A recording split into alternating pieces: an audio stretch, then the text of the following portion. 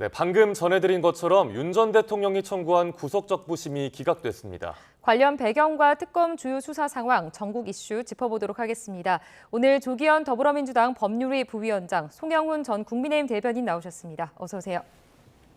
네, 어제 서울중앙지법이 윤 전 대통령 측이 청구한 구속적부심 청구를 기각했습니다. 네, 법원 판단 배경 어떻게 보셨습니까? 일단 예상했던 결과고요. 윤석열 전 대통령이 주장하는 사유로는 구속적부심이 인용될 가능성이 매우 낮다고 봤습니다. 원래 구속적부심 인용률 자체가 매우 낮지요. 네. 따라서 이 동일 사건, 그러니까 동일한 사건으로 재구속할 수 없다는 형사소송법상의 이 사유를 주장하거나 또 건강상의 이유를 주장했지만 윤석열 전 대통령이 주장하는 사유만으로 구속적부심이 인용될 가능성은 매우 낮았고요. 따라서 당연한 결과라고 봅니다. 법률가들은 쉽게 예상할 수 있는 결과였다 이렇게 평가합니다. 왜냐하면 윤석열 전 대통령의 구속 사유는 결국엔 증거인멸의 염려인데 그 증거인멸의 염려는 윤 전 대통령의 전직 대통령이라고 하는 지위에서 나오는 겁니다. 그리고 전직 대통령이기 때문에 결국에는 사건 관계인들에게 미칠 수 있는 사실상의 영향력, 그것이 중요한 것이거든요. 그러면은 구속 이후에도 그러한 구속 사유는 단기간에 소멸된다고 보기가 어렵습니다. 거기에 더해서 최근에 이제 윤 전 대통령이 그 모스탄 교수라는 사람에게 공개적으로 서신을 보내지 않았습니까? 네. 그런데 그런 것은 본인의 지지자들에게 영향을 미칠 수 있는 행동인데 결국은 그런 행동 자체가 본인이 가지고 있는 사실상의 영향력을 발휘하는 것으로 보여졌을 수 있습니다. 그러면 이런 부분까지 더해 본다면은 더더욱 구속적부심이 인용되기는 어렵게 작용했을 것이다. 이렇게 보이는 것이죠. 네. 어제 신문 시간이 한 4시간 50분가량 식사와 휴정을 제외하면 그 정도가 진행됐고 또 신문 종료 약 4시간 만에 결과가 나왔습니다. 이 정도면 소요 시간이 빠르게 진행된 편인가요? 이 사건의 중요도, 그러니까 전직 대통령과 관련된 사건이라는 걸 고려하면 조금 빠른 편이죠. 예. 근데 이제 구속영장 발부에도 사실 비슷한 시간이 걸렸다는 걸 고려하면 어쨌든 이번에 구속적부심을 맡은 재판부도 신중하게 판단을 하긴 한 것 같습니다. 워낙 이 윤석열 전 대통령 측이 많은 내용을 준비해서 또 PPT를 통해서 장시간 이 심리를 거친 내용이었기 때문에 하나하나에 대해서 신중하게 판단을 한 것 같고요. 물론 법률적으로 봤을 때는 인용될 만한 사유나 사정이 보이지 않는다고 쉽게 판단할 수 있지만 사건을 맡은 재판부로서는 피의자 측의 주장을 검토할 필요성이 있었기 때문에 신중하게 판단을 한 것으로 보이고요. 통상 소요될 수 있는 시간 정도였다고 봅니다. 네. 그렇군요. 윤 전 대통령 일단은 앞서 특검 조사 그리고 형사재판 출석에는 모두 불응했는데 이번에는 구속적부심 때는 이른 시간에 미리 출석을 해서 대기를 했습니다. 윤 전 대통령이 구속적부심을 청구하면서 건강상의 이유를 들었는데 좀 전략이 안 통했다고 봐야 될까요? 어떻게 보셨습니까? 그렇게 볼 수 있죠. 윤석열 전 대통령이 이 지난 내란 사건을 비롯해서 지금 일관된 수사 재판 전략은 수사 조사 절차에는 전혀 응하지 않으면서 불복 절차에는 직접 나서서 본인의 주장을 하고 있습니다. 이걸 반복하고 있는데요. 사실 1차 체포영장 때도 그렇고 이의 신청을 하거나 체포 적부심을 청구하거나 전혀 받아들여지지 않았는데 지난 3월 8일에 구속 취소 결정, 전혀 예상할 수 없는 결정이 한 번 통한 적이 있었죠. 이제 혹시라도 그런 기대를 하면서 이제 출석해서 본인의 주장을 펼치는 건데 사실 저는 내심으로는 법률적으로 그 주장이 받아들여지지 않을 것이라는 걸 모를 리 없다고 봅니다. 다만 법률적 대응에는 한계가 있다는 걸 분명히 인식한 가운데 결국 지지자들을 향해서 본인이 부당한 조사를 받고 수사를 받고 있고 위법하게 구속돼 있다. 이걸 알리는 어떤 하나의 메시지로서 지금 직접 출석을 하고 있는 것으로 보이고요. 네. 이게 이제 모순된 거죠. 본인은 지금까지 건강상의 이유로 조사에 응할 수 없다는 입장을 고수했는데 구속적부심에는 또 직접 출석해서 한 20분가량 본인의 주장을 펼칩니다. 과연 지금 윤석열 전 대통령의 건강 상태가 특검의 조사에 응할 수 없는 것인지가 어제 신문 과정을 통해서 확인이 된 겁니다. 그러니까 재판부로서는 건강상 어려움이 있다. 수사에 응할 수도 없었고 그래서 구속적부심을 인용해 달라는 주장을 오히려 받아들여지기 힘든 상황을 스스로 자초한 것으로 보여지고요. 이에 대해서 서울구치소 측도 건강이나 구속을 계속하기 어려울 만큼 건강상 문제가 있는 것은 아니다라는 어떤 사실조회도 회신한 걸로 알려져 있습니다. 여러모로 윤석열 전 대통령의 건강상 이유를 들어서 구속 적부심을 인용하기는 어려운 상황이었습니다. 예. 네, 구속 적부심 때 이제 건강 악화를 계속해서 호소했는데 좀 어떻게 보셨습니까? 일단은 그런 네. 구속을 감당할 수 없을 정도의 상황이라고 하는 것이 객관적으로 확인이 되어야 되겠죠. 그러니까 네. 구속이 되면은 건강 상태가 좋지 않다고 호소하는 피의자나 피고인은 흔히 있습니다. 그러나 예. 정말로 구속을 감당할 수 없고 당장 구치소 밖에서 병원 치료를 받아야 될 정도다. 그 정도 되어야지만 법원이 구속 적부심에서 중요하게 고려할 만한 사정이 되었을 것입니다. 뭐 윤석열 전 대통령 측에서는 간 수치가 상당히 높아졌다라는 것을 호소했다고 알려져 있지만은 네. 적어도 그런 정도만으로는 구속이 부당하다라고 판단할 정도의 객관적인 사정이라고 법원이 판단하기에는 부족했던 것으로 보입니다. 네. 양측이 지금 화면으로 보여드린 것처럼 모두 100쪽이 넘는 PPT를 준비하면서 치열하게 공방을 벌였는데 그 윤 전 대통령 측에서 뭐 이중 구속이다라는 주장이 나왔지만 법원이 받아들이지 않았습니다. 윤 전 대통령 측에서는 어떤 근거로 이런 주장을 한 건가요? 그러니까 형사소송법상에 이 재구속을 금지하는 사유가 동일 사건을 가지고 구속영장이 청구된 경우에는 석방할 수 있도록 형사소송법에 규정되어 있습니다. 이 네. 부분을 주장하는 겁니다. 지금 윤석열 전 대통령은 내란죄 직권남용죄로 기소가 돼서 재판을 받고 있고요. 1차 체포영장, 구속영장이 발부돼서 구속돼 있다가 구속 취소 결정이 나오면서 석방된 상태였습니다. 네. 근데 이번에 구속영장도 결국에 체포 집행을 방해한 이 특수공무집행 방해라든가 내란과 관련된 직권남용죄이기 때문에 사실상 지금 기소돼 있는 내란죄 또 직권남용죄와 동일한 범죄 사실을 이루고 있기 때문에 네. 재구속할 수 없다 이런 주장을 한 것으로 보이는데요. 명백히 다른 범죄죠. 내란죄 지금 기소돼 있는 내란죄는 12월 3일 당일에 있었던 헌법기관을 물리적으로 이 기능을 정지시킨 내란 혐의 관련해서 이루어진 직권남용과 관련된 범죄 사실들이고 이번에 구속영장이 청구된 사건들은 그 이후에 체포영장 집행 과정에서 있었던 특수공무 집행 방해라든가 또 비화폰 삭제 지시의 직권남용죄이기 때문에 동일 범죄로 볼 수가 없습니다. 그래서 이 주장은 애초부터 받아들여질 수 없는 주장을 하고 있다. 이렇게 평가할 수밖에 없습니다. 네. 법리적으로는 저도 그렇게 봅니다. 네. 이것은 진영을 떠나서 법률가들이 방송에서 설명을 드릴 때는 시청자들께 정확하게 전달을 해드려야 돼요. 지금 윤석열 전 대통령의 2차 구속 사유는 크게 보면 혐의가 5가지입니다.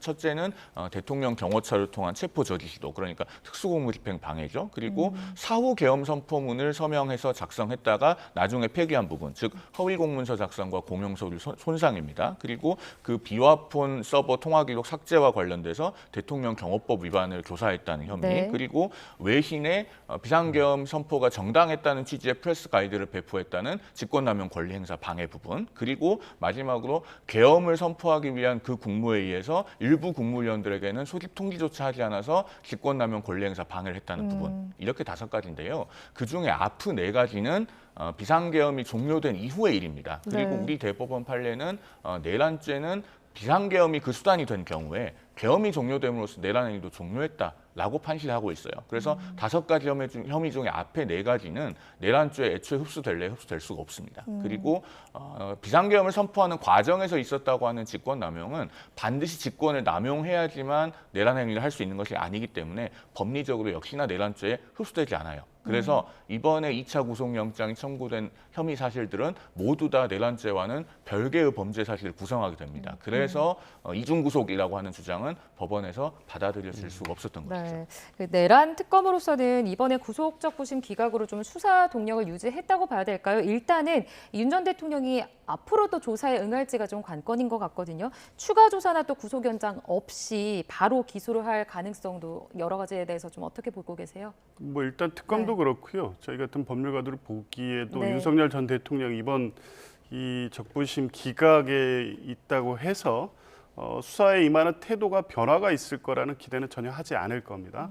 다만 이 관련된 공범이나 참고인들의 태도 변화가 요즘 눈에 띄게 있습니다. 지금까지 이 관련된 범죄 사실, 윤석열 전 대통령이 주도한 내란 뭐 직권남용, 공무집행 방해 등과 관련된 범죄 사실을 모두 부인했던 이 관련자들, 대표적으로 강일구 부소실장이라든가 김성훈 경호 차장 등도 이 혐의 사실에 부합하는 진술을 하기 시작했습니다. 결국 윤석열 전 대통령이 구속 적부심까지 기각되고 향후 석방될 가능성이 전혀 없다고 하면 자유롭게 임의적으로 진술할 수 있는 조건과 환경이 조성된 거죠.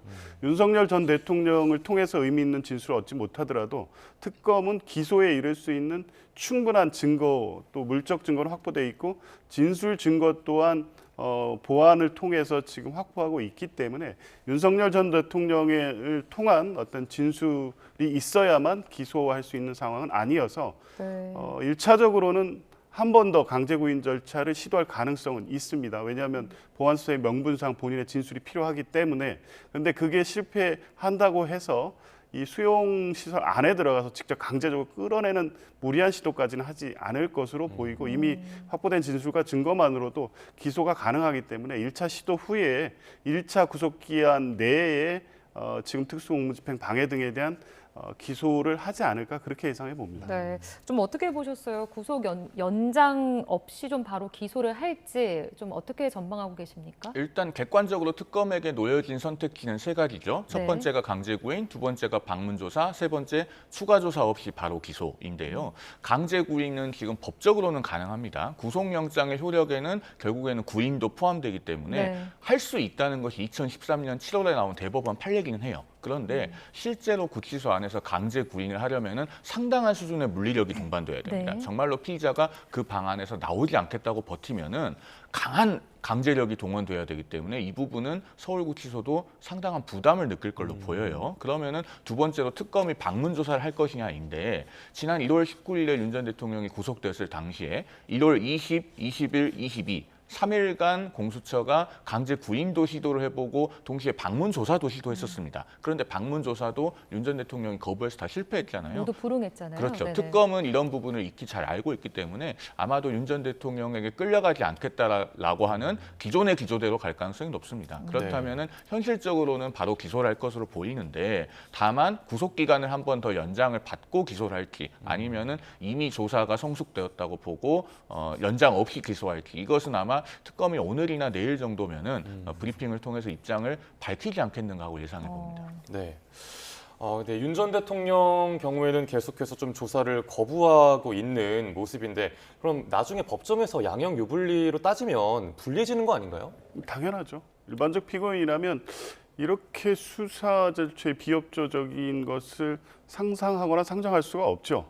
그러니까 진술 거부권 행사 정도를 어쨌든 소극적인 어떤 자기 이 방어권으로 행사할 수는 있지만 특검이나 검찰의 수사 지휘 자체를 이렇게 거부한다는 것은 아마 이런 피의자는 형사소송법상의 전례 없는 사례로 남게 될 겁니다. 네. 근데 뭐 당연히 이건 양형이라든가 이후에 어떤 뭐 절차, 그러니까 이 별개의 사건으로 영장이 발부되가 하는 경우에 네. 매우 불리하게 작용할 겁니다. 지금 남아있는 수사, 외환 관련 수사도 결국에 이루어지게 될 것이고 결국 윤석열 전 대통령은 재판 절차의 지연 전략을 또 쓸 가능성이 있습니다. 이번에 특수공무집행 방해 등 사건이 기소가 되면 결국 네. 1심은 6개월 내에 판결을 선고해야 되기 때문에 역시 이런 식으로 모든 증거에 부동의하는 방식으로 증인신문 절차를 진행하다 보면 6개월 내에 결론을 내기 어려운 상황이 될 수 있고요. 그러면 이제 지연될 가능성이 있습니다. 그런 경우에는 또 별개의 범죄, 외환 관련 범죄로 구속영장을 청구하는 상황이 올 수도 있겠죠. 이런 경우에 지금 상황 같이 모든 수사 절차에 비협조하고 뭐 이 관련된 증인들에 대한 압박 등이 있는 것으로 추정된 여러 상황이 계속 반복되고 네. 있기 때문에 매우 불리할 것이고요.